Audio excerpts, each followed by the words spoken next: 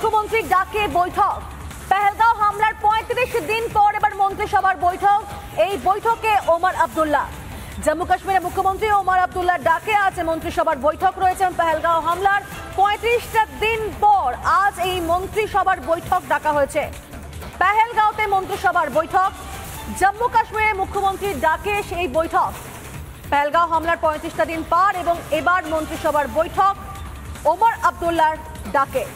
জম্মু কাশ্মীরের মুখ্যমন্ত্রী ওমর আব্দুল্লাহ তার ডাকে আজ মন্ত্রিসভার বৈঠক।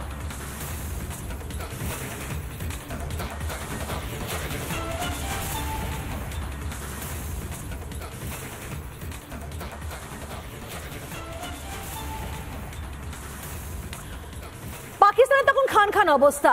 এই পাকিস্তানের বন্ধু হচ্ছে আবার বেঈমান তুরস্ক, আর তুরস্কের সঙ্গে পাকিস্তানের বন্ধুত্ব কিন্তু আরো স্পষ্ট হচ্ছে, কারণ ইস্তাম্বুলে গিয়ে সেখানে দেখা গেল কি যে তুরস্কের প্রেসিডেন্টের সঙ্গে দেখা করলেন পাকিস্তানের প্রধানমন্ত্রী শাহবাজ শরীফ।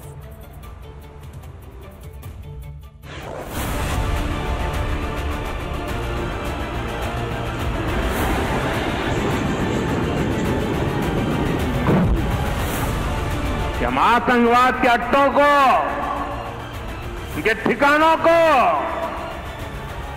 यहां बैठे बैठे मिट्टी में मिला सकते हैं। भारत की कार्रवाई से पाकिस्तान कैसे बौखला गया।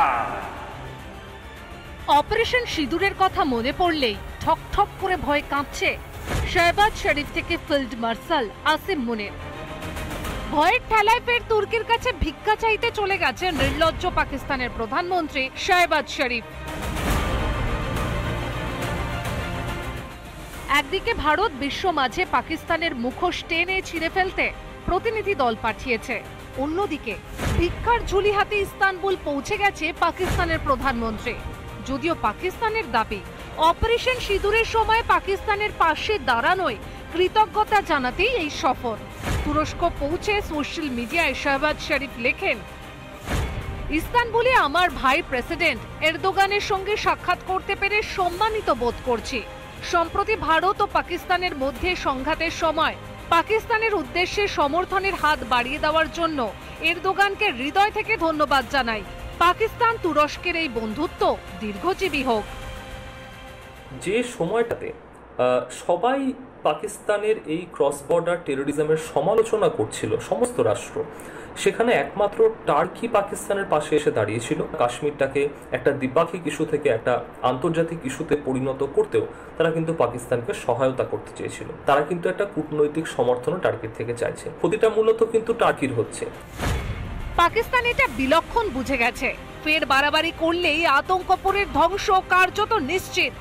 এই আবহে তুরস্কের থেকে সাহায্য চাওয়াটাই প্রত্যাশিত। তবে শুধু তুরস্ক নয়, আজারবাইজান, ইরান ও তাজিকিস্তানেও যাবে শাহবাজ শরীফ।